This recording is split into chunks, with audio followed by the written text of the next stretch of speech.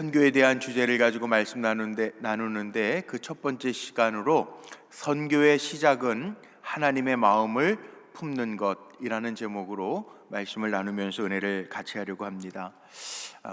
오늘 부원들만 선교 부원들이 아니고요, 우리가 다 선교 부원들이에요. 왜냐하면 교회의 사명은 선교기 때문에 그렇습니다. 땅 끝까지 이르러 내 증인이 되라, 주님이 말씀하셨기 때문에 우리가 생명이 있는 동안에, 움직일 수 있는 기력 있는 동안에, 사명 있는 동안에 감당해야 할 일이 선교입니다. 그래서 이 선교는 교회의 본질적 사명이라고 우리가 그렇게 표현을 합니다. 성경에 나오는 많은 사람들의 사역을 보세요. 이게 하나님의 일입니다. 하나님의 일. 오늘 고린도전서 2장의 말씀을 읽었는데 사도 바울의 고린도 교회를 향한 편지 말씀을 보았죠. 하나님의 주신 사역 때문에 목숨을 바쳐서 일했던 바울의 모습을 한번 보시기를 바랍니다. 사람이 변한다라고 하는 게 쉬울까요? 어떻게 생각하세요, 우리 성도님들? 사람이 변한다. 예수 믿고 많이 변하셨죠?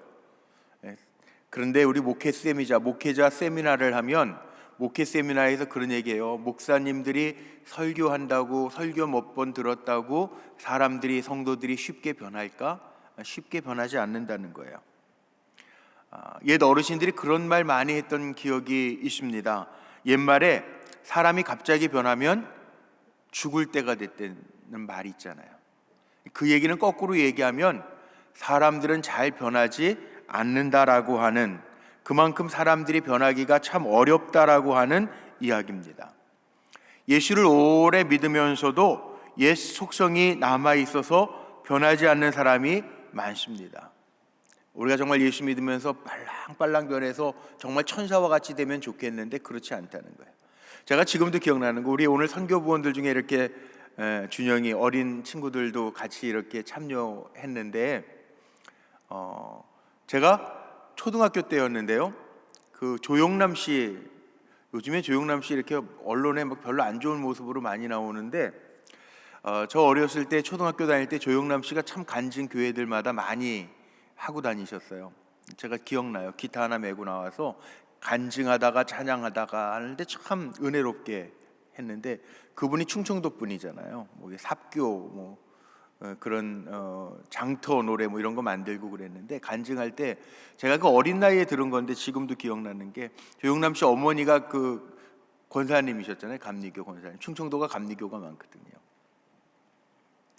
근데 새벽 예배 마치시고 주 안에 있는 나에게 찬송하면서 새벽 기도를 늘 기도하셨는데, 오시면서, 집에 오시면서 남의 집에 있는 그 호박들 이렇게 따가지고 오시고 그걸 아침에 주시고 그런 얘기를 했던 기억이 지금도 제가 나요. 그러면 안 되는데, 하기야 지금 시골 옛날 분들이야 시골에 있는 이게 밭에 있는 호박 이런 거 동네 분들 거니까는 다 자기 것처럼 서로 품앗이 하면서 지나기도 했겠지만, 근데 사실 우리가 예수 믿고 정말 신앙생활 잘 한다고 그러면 반듯해야죠. 하나님 보시기에도 반듯하고 사람들 보기에도 반듯하게 세워져야 되죠. 근데 참 변하는 게 쉽지 않다는 거예요. 이게 습성이니까, 시골 평생 사시면서 그게 습관들이 되니까 주 안에 있는 나에게 찬송하면서 오다가 남의 집에 호박 달린 거, 저거 잘 익었네, 오늘 아침거리 해야지, 그러고 따가지고 가고 그러던 그 옛날 분들의 모습도 있다는 거예요. 변하기가 참 쉽지 않아요. 그런데 성경을 보면요, 성경에 나오는 위대한 사람들을 보면 다 변한 사람들이거든요. 사울이 바울이 됩니다. 불같은 성격의 소유자 요한이 사랑의 사도가 됩니다. 삭개오 같이 탐욕으로 가득해서 세리장으로서 많은 것들을 취했던 사람이 오히려 가난한 사람, 나 때문에 피해를 본 사람이 있다면, 내가 재산의 반절을 내놓고 내가 남의 것을 토색한 것이 있다면 4배로 갚겠습니다 라고 하는 변화의 고백들을 합니다. 정말 주님을 만난 사람들은 잘 변화되어지는 것, 이것이 바로 역사죠. 변화의 역사죠. 하나님의 강권하시는 역사, 하나님의 능력에 사로잡히면 변화들이 일어난다는 거예요. 근데 진정한 변화는 어디에서부터 시작되냐 하면, 변화가 뭐냐? 가치가 바뀌어서 삶이 바뀌는 게 변화죠. 바울과 같은 사람은 변화되었기에 핍박, 예수 믿는 사람을 얼마나 확신이 가득했으면 막 죽이는데 앞장섰겠습니까? 사람을 죽이는 일에 앞장선다라고 하는 건 보통 확신 가지고 되는 일이 아니잖아요. 바울이 그랬거든요. 사울이었을 때, 유대인이었을 때 그랬거든요. 그런데 정말 다메섹에서 예수 만나고 나서 주님 만난 그 기쁨과 감격에 이제는 사람을 살리는 사람으로 변화돼요. 가치관이 바뀌었어요. 하나님 나라에 대한 가치관을 가지고 사명을 감당해 갑니다. 사람에게 있어서 가장 귀한 가치는 뭘까요? 강아지에게, 집에서 요즘에 강아지 많이 기르시죠. 강아지에게 5만 원짜리 주면 5만 원짜리의 가치를 알까요? 개는 모릅니다. 강아지는 모릅니다. 차라리 밥 한 그릇, 개밥 한 그릇, 개 사료 한 그릇 더 갖다 주는 게 개들은 또 반가워 꼬리를 막 흔들지 몰라요. 5만 원짜리 돈을 줘도 그 가치를 강아지들은 알 수가 없어요. 세상 사람들은 알 수 없는 가치가 있어요. 그게 뭐냐 하면 영혼의 가치예요. 영혼의 가치. 하나님 뭐라고 그러셨냐 하면 천하보다 귀한 영혼이라고. 천하보다 귀한 영혼. 영혼의 가치 천하보다 귀한 거라고 이야기하십니다. 우리 그리스도인들은요, 세상 사람들하고 다르게 알아야 될 것이 있어요. 뭐냐 하면 영혼 귀한 걸 아는 거예요. 왜? 내가 구원받아 하나님의 사람이 되어서 살아간다라고 하는 것이 얼마나 귀한 일인가라고 하는 것을 알기 때문에 하나님의 마음처럼 한 영혼의 가치, 천하보다 귀한 영혼의 가치를 아는 사람, 이게 성도예요. 선교는요, 영혼의 가치를 알아서 우리가 일하는 거, 이게 선교예요.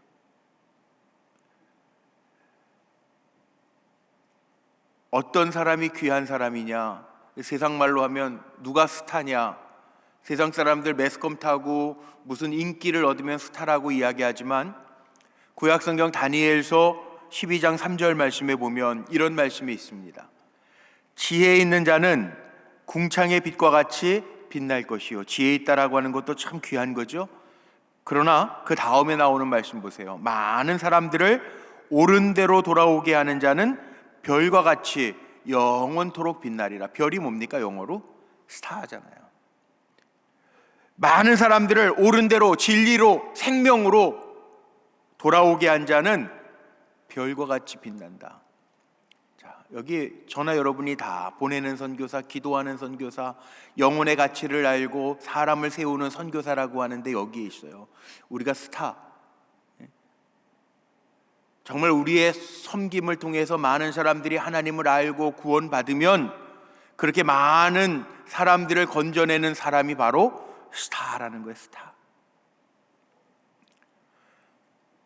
1990년대 제가 캐나다 가기 전에 우리 불꽃교회에서도 한참 야베스의 기도, 역대상 4장 10절 말씀, 우리 중고등부 아이들도 막 책상 위에다 써붙이고 했던 기억이 나는데,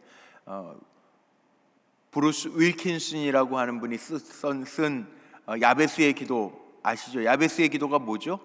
역대상 4장 10절 말씀에 보면 야베스가 주님 앞에 구하여 이르되 주께서 내게 복을 주시려거든 뭐라고 이야기합니까? 나의 지경을 넓히시고 나로 환난을 벗어나 근심이 없게 하옵소서 하였더니 그 구한 바를 하나님께서 다 이루셨더라. 이 야베스의 기도입니다. 고통스러웠던 야베스가 그렇게 기도했단 말이에요.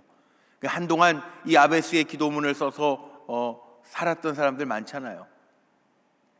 근데 이 브루스 윌킨슨이라고 하는 이 야베스의 기도의 저자가요, 이 책을 쓰고 나서 뭐 했는지 아세요? 뭐가 정말 존귀한 인생인가, 어떻게 사는 것이 존귀한 인생인가 묵상하다가 그렇지, 한 영혼을 귀하게 보시는 그 하나님 앞에 내가 정말 존귀하게 산다라고 하는, 어떻게 사는 것이 존귀한 인생인가, 하나님 앞에서 정말 영혼들 구원해야지. 그러면서 결국은요, 자기의 모든 것 정리하고 아프리카 선교사로 떠나가서 사역을 합니다. 선교가 왜 특권인가? 오늘 이걸 좀 나누고 싶어요. 왜 선교가 특권일까? 왜 이 일이 귀할까? 지금도 좀 전에 보셨겠지만 우리 교회에서 선교 공식 우리 교회에서 전적으로 기도하면서 후원하고 있는 파송 선교사님들이 있어요. 우리 이면진 선교사님 중국에서 26년 사역을 하시다가 중국의 시진핑이 다 추방해가지고 선교사들이 다 들어왔죠. 중국에 나갔던 선교사들이. 그래서 지금 태국의 라차라고 하는 곳에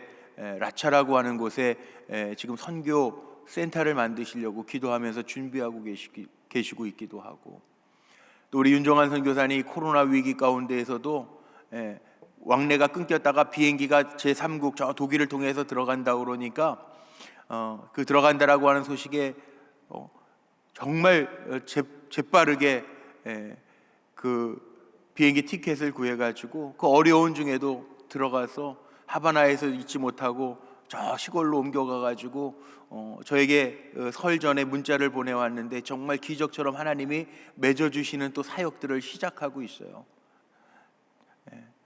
여자의 몸으로, 우리 윤정한 여자 나이는 밝히는 게 아니지만 회갑도 넘었어요. 이제 작년에 회갑도 지냈는데 회갑 잔치는커녕 저 시골에 가가지고, 그것도 쿠바 시골에 가가지고 우리나라 50년대, 저는 50년대 살아보지 않아서 잘 모르겠는데 50년대 60년대 초반 같은 그런 환경과 여건 속에서 영혼 구하는 일들을 감당하고 있다는 거예요.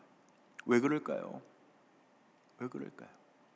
왜 그 고생을 사서한다고 그럴까요?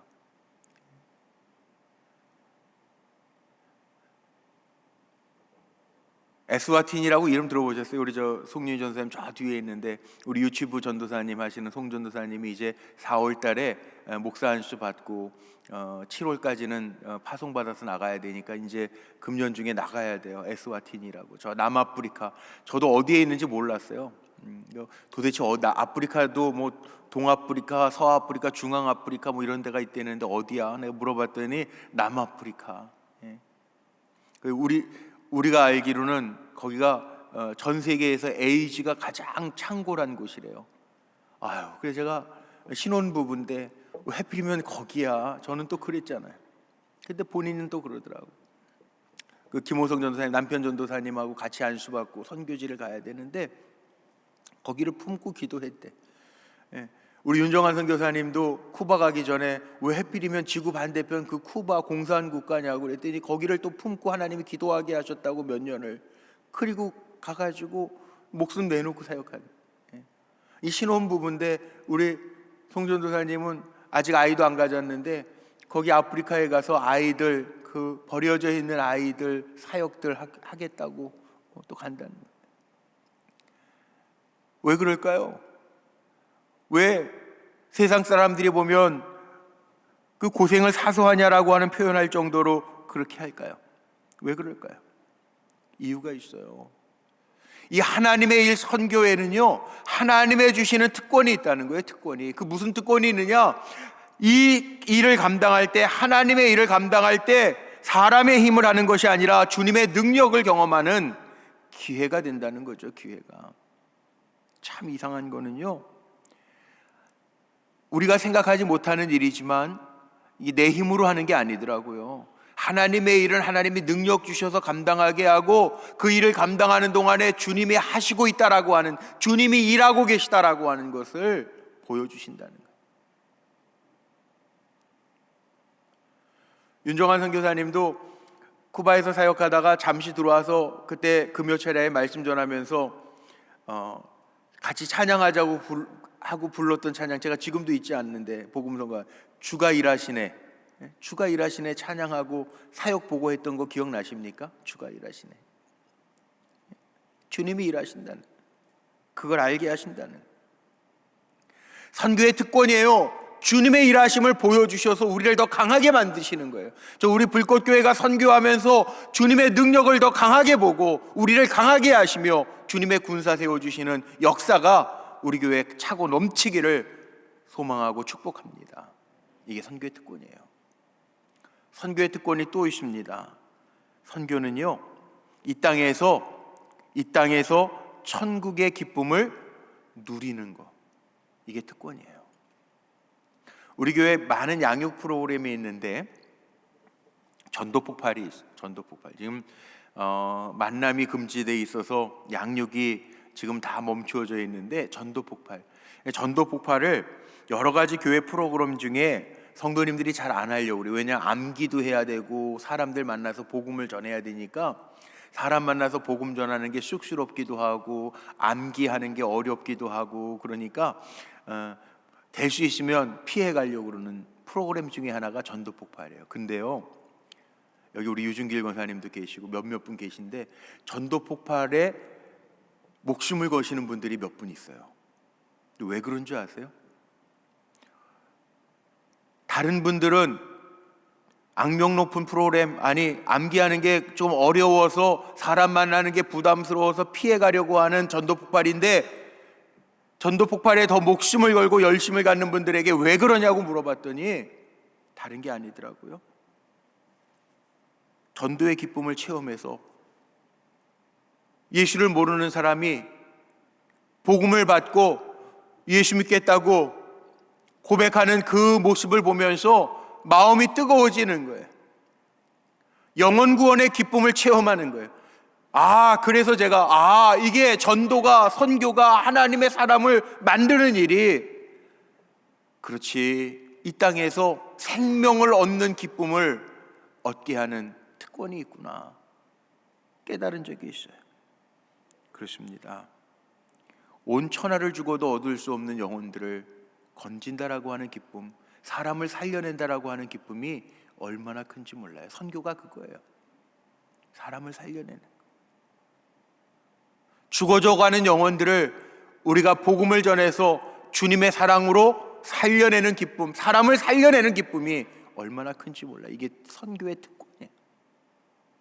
또 있어요. 선교는요, 우리의 삶의 주인 되신 주님의 명령이에요. 명령. 주님의 명령. 선교는 명령이에요. 우리는 선교의 명령에 순종해야 돼요. 그러면 하나님 우리에게 복이 되게 하세요. 근데 이건 내 힘으로 하는 게 아니죠. 오늘 사도 바울의 모습을 보려고 하는데, 사도 바울 부활하신 주님을 만나기 전에는 자기 확신이 참 강했던 사람입니다. 그래서 유대인 중에 유대인이라고 얘기하고 나는 바리새파 중에 바리새파라고 이야기할 정도의 아주 강한 사람이었어요. 그런데 사도 바울이 그렇게 강하고 예수 믿는 사람들을 핍박하던 사람인데 다메섹에서 주님을 인격적으로 만나고 나서 주의 음성을 듣고, 나는 내가 핍박하는 예수라, 주의 음성을 듣고 꼬꾸라집니다. 그리고 나서 자기가 자랑하던 모든 세상의 것들이 다 무가치한 것이 되죠. 배설물처럼 버려요.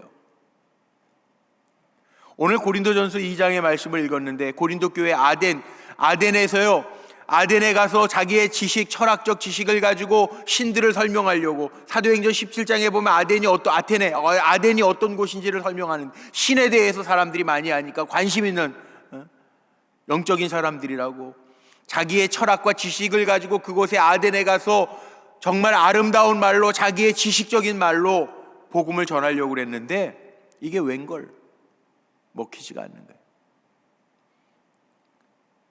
그래서 오늘 본문 말씀해 보니까 뭐라고 바울이 고백하냐 하면, 내가 복음을 전하는데 사람의 말로 하지 않겠다는 거예요. 4절 5절 오늘 본문의 말씀에 한번 보세요. 거기에 뭐라고 이야기합니까? 내 말과 내 전도함이 설득력 있는 지혜의 말로 하지 아니하고 다만 성령의 나타나심과 능력으로 하여, 너희 믿음이 각 사람의 지혜에 있지 아니하고 다만 하나님의 능력에 있게 하려 하였노라. 자기가 가지고 있는 지식이나 지혜로 설득하고 선교하고 복음을 전하지 아니하고, 바울은 뭐라고 이야기하냐 하면 하나님의 능력이 있다, 하나님의 능력에 있게 하려 하였노라. 복음을 전하다가 철저하게 자기의 지식, 지혜 다 무너지고 복음의 능력을 깨달았기 때문에 하나님의 능력에 있게 하려 하였노라. 이제는 자기의 생각과 방법이 아니라 하나님의 마음을 알아 하나님의 방법으로 하나님의 능력으로 하겠다라고 하는 고백을 하고 있어요. 우리가 점검해 봐야 될 게 있는데요. 뭐 선교회 우리 불꽃교회가 14개 팀이 있다. 뭐 임의용 팀도 있고 군선교도 있고 열방 선교 팀도 있고 저 미국의 인디언들 나바오 인디언도 있고 호피 인디언들도 있고 우리가 뭐 전부 다 많이 다 전적으로 선교하는 건 아니지만 선교사님들의 선교 활동들을 돕고 지원하고 기도하고 조금이라도 후원하면서 지내요. 그런데 우리의 선교가 잘 되고 있느냐 안 되고 있느냐를 우리가 판가름할 수 있는 기준은 뭡니까 도대체? 액수예요? 우리가 보내는 선교비에 액수에 달려 있습니까? 아닙니다. 정말 하나님의 마음, 하나님의 소원을 가지고 우리가 지금 이 일을 하고 있느냐? 지금 코로나 때문에 잠시 멈췄지만 뭐 의료 선교를 해서 어디 정말 사람들의 손이 닿지 아니하는 곳에 죽어져가는 굶어져가는 아파서 상처투성이인 치료도 받지 못하는 사람들에게 의료 선교를 보내고 예수를 모르는 곳에 선교사를 파송해서 복음을 전하게 하고 무엇 때문에? 그것이 잃어버린 영혼을 향한 하나님의 마음과 일치하고 있느냐를 늘 우리가 점검하면서 감당해야 된다는 거죠. 왜? 선교는 하나님의 마음이니까. 한 영혼을 귀하게 보시는 하나님의 마음이니까. 사람을 살게 하려고 하시는 하나님의 마음이 담겨져 있으니까. 우리의 선교가 정말 제대로 하고 있는지 바른 방향으로 가고 있는지를 늘 점검해야 되는 그 기준은 이게 하나님의 마음일까 하나님의 소원일까를 점검하면서 해야 된다는 거예요.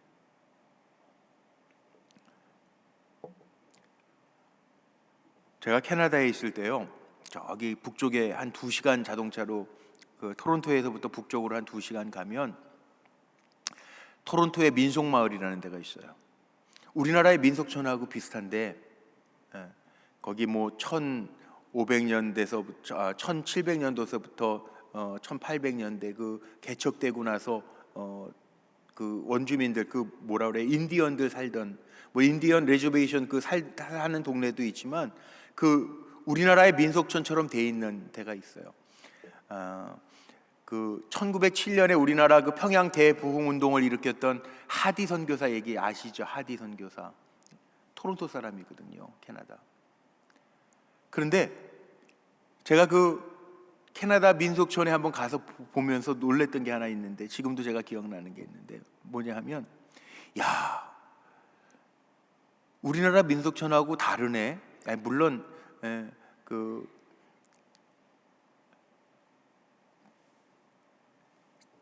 이주해 와서 신대륙 발견하고 뭐 그러면서 정착했던 부분들이 있겠죠, 청교도들이. 그런데 제가 보면서 우리나라에서 보던 민속촌하고 서양에서 캐나다 사람들의 민속촌하고 이렇게 보면서 문화도 다르고 시설도 와, 그 옛날에 저래? 와, 대단하네. 이런 생각이 드는 거예요. 왜냐하면 1990년대 초반에 제가 첫 목회 나갔는데 시골에 목회 나갔을 때 대한민국 시골 그 뭐 먼 시골도 아니에요. 충청북도 단양이었는데 저는 거기도 화장실이 푸세식 화장실이었거든요. 그때도 지금부터 30년 전인데도. 근데 그 캐나다 민속촌에 가 보니까 우리나라 민속촌하고 비교도 안 돼요. 발전해놨어요. 훨씬 시대가 다른 것 같아요. 그 생각해 보니까 야, 하디 선교사나 아니면 뭐 영국에서부터 우리 대한민국에 처음 왔던 순교했던 토마스 선교사나 아펜젤로나 뭐 저 언더우드 같은 1885년도에 대한민국 부활절에 처음 왔던 선교사들의 그 복장들 사진 옛 보세요. 다르잖아요. 근데 그들이 선교하러 이 조선 땅에 와가지고 얼마나 고생했을까. 문화도 다르고 사람들에게 이게 먹는 것도 다르고 화장실 한국 사람도 불편한데 저도 시골 가보니까 불편하던데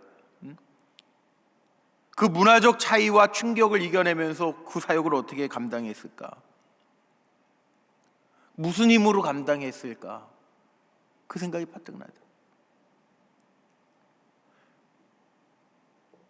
사람이 편한 게 좋지 어려운 게 좋겠어요? 근데 그 선교사들이 그렇게 잘 살던 서구 선진국에서 이 동양의 조그마한 나라에 와서 복음을 전하잖아요. 얼마나 불편한 게 많았겠어. 그럼에도 불구하고 그들이 하나님의 마음을 품고 왔잖아요. 언더우드에 첫 발을 내딛고 나서 조선 땅을 보면서 썼던 기도문도 있잖아요. 기가 막히죠. 사람들의 마음도 알 수 없죠. 문화도 다르죠. 낙후됐죠.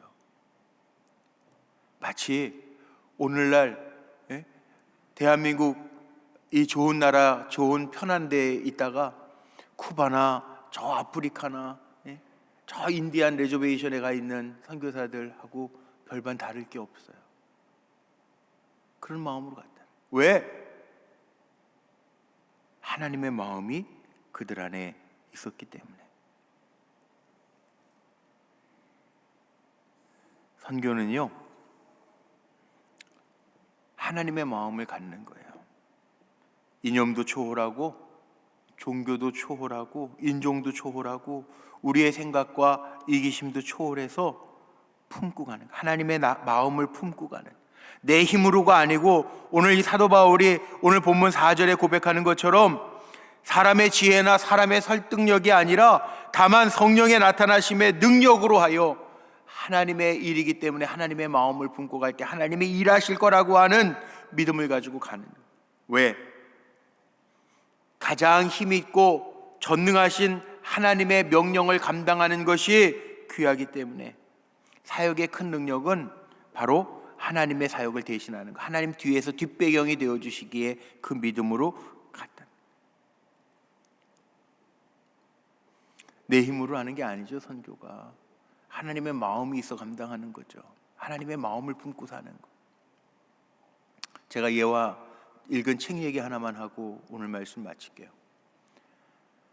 사랑의 왕진 가방이라고 하는 박세록 그 의사 선생님이면서 중국 가서 선교하셨던 분의 이야기, 사랑의 왕진 가방이라고 하는 책에 보면 박세록 장로님이 그런 고백을 합니다.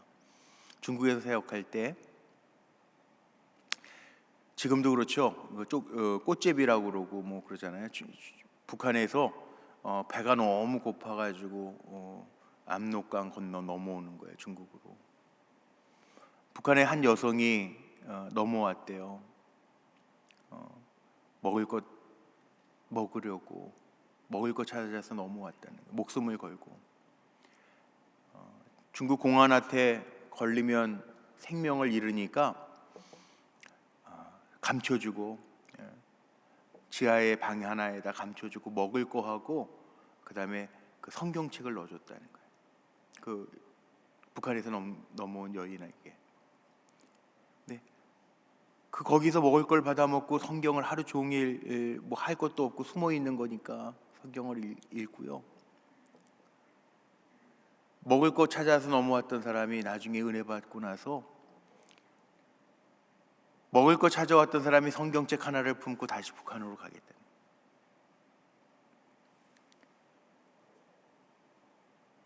북한에 갔어요. 그런데 나중에 그 박재록 장로님이 들은 얘기가, 이제 그 사람이 다시 넘어왔는데 성경책 하나 들고 넘어가다가 걸렸다는 거예요. 북한 군인한테 모진 고문을 당하는데 손톱이 다 뽑히고 막 죽을 위기 가운데 있었는데, 그렇다고 성경을 어디에서 받았는지 왜 다시 넘어왔는지 이런 얘기는 할 수 없으니까 그 모진 고난을, 고통을, 고문을 이겨가면서 주님 앞에 기도했다는 거예요. 그 북한 여자가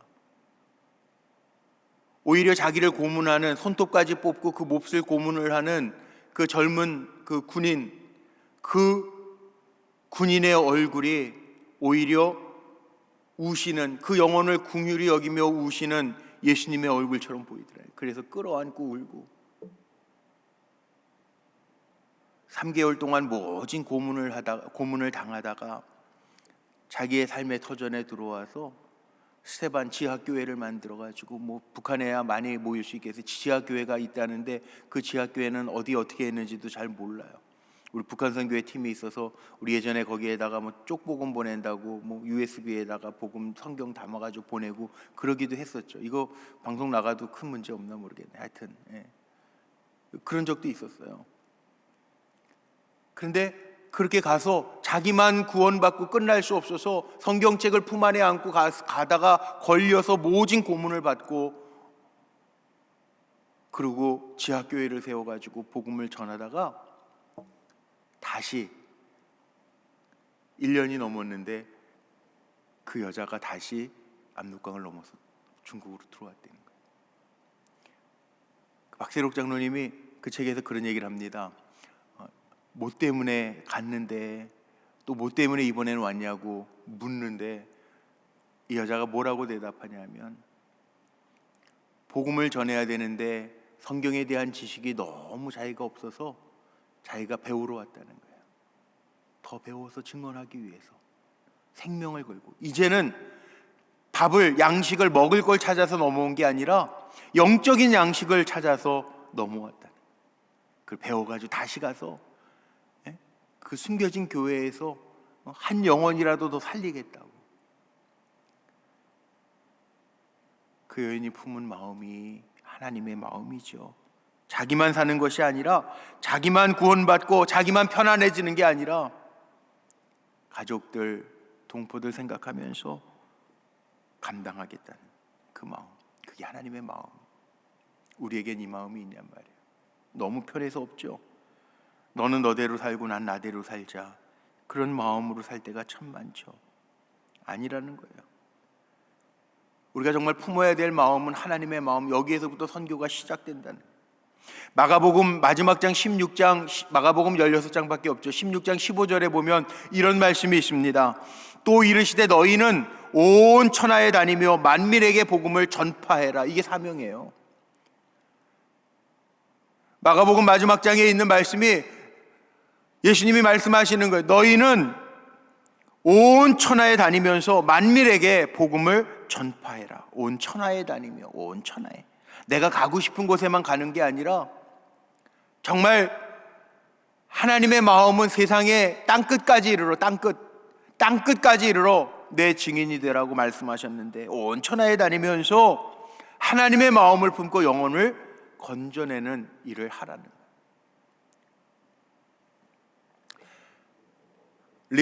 세들백 교회 리그워렌 목사님이 쓴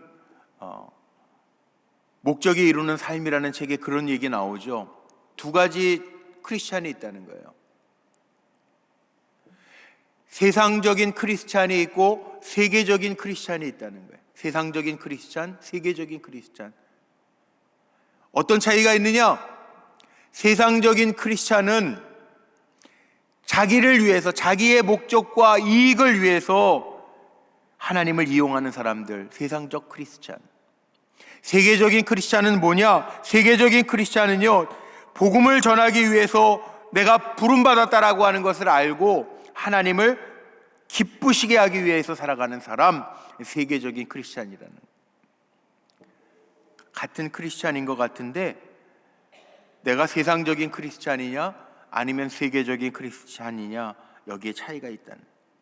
하나님의 마음과 하나님의 기쁨과 하나님의 소원을 알고 사는 사람은 세계적인 크리스찬이고, 내 이익과 내 목적을 위해서 하나님을 이용하는 사람은 세상적인 크리스찬이라는 거예요. 오늘 말씀 결론 내리고 마쳐요. 선교의 시작은 어디에 있느냐? 우리가 하나님의 마음을 품는 데 있어요. 사람들을 볼 때에도 하나님의 마음으로 보는 것. 됐어, 내가 편하면 돼. 이건 세상적인 크리스찬이에요. 세계적인 크리스찬은 하나님의 그 마음, 자비, 긍휼의 마음, 사랑의 마음을 가지고, 영혼 구원의 마음을 가지고 보는 거, 이게 달라요. 우리 박람회를 한다고 많이 이렇게 꾸며놨어요. 이제 더 자료들 갖다 놓고 할 거예요. 뭐 우리 교회에서 하는 일이 뭔가, 그게 아니에요. 우리 교회에서 하는 일이 아니고 하나님의 일이다라고 하는 걸 기억하고, 사람의 눈으로, 사람의 마음으로 보는 게 아니라 우리가 오늘 기도하면서 주님 나에게 주의 마음 주옵소서, 주님의 마음 내게 주옵소서 기도하면서 주님의 마음으로 한번 보세요. 내가 가지고 있는 재능을 쓰는 게 아니에요. 사도 바울은 자기의 재능과 지식을 가지고 선교하려고 그랬는데 실패했어요. 그래서 내가 아름다운 지식의 말로 하지 아니하고 하나님의 능력으로 하겠다고 다짐하면서 고백합니다. 선교는 내 힘으로 하는 거 아니에요. 우리가 하나님의 마음을 가질 때 감당할 수 있는 능력, 하나님의 능력을 우리에게 부어주신다라고 하는 거 기억하며, 우리 불꽃교회가 세상 안의 불꽃교회가 아니라 저는 하나님의 마음을 품은 세계적인 크리스찬들을 만들어내는 불꽃교회, 하나님의 일, 선교의 사역을 감당하는 교회로 세워져 가기를 주님의 이름으로 축원하고 축복합니다. 우리 함께 찬양하고 기도할까요?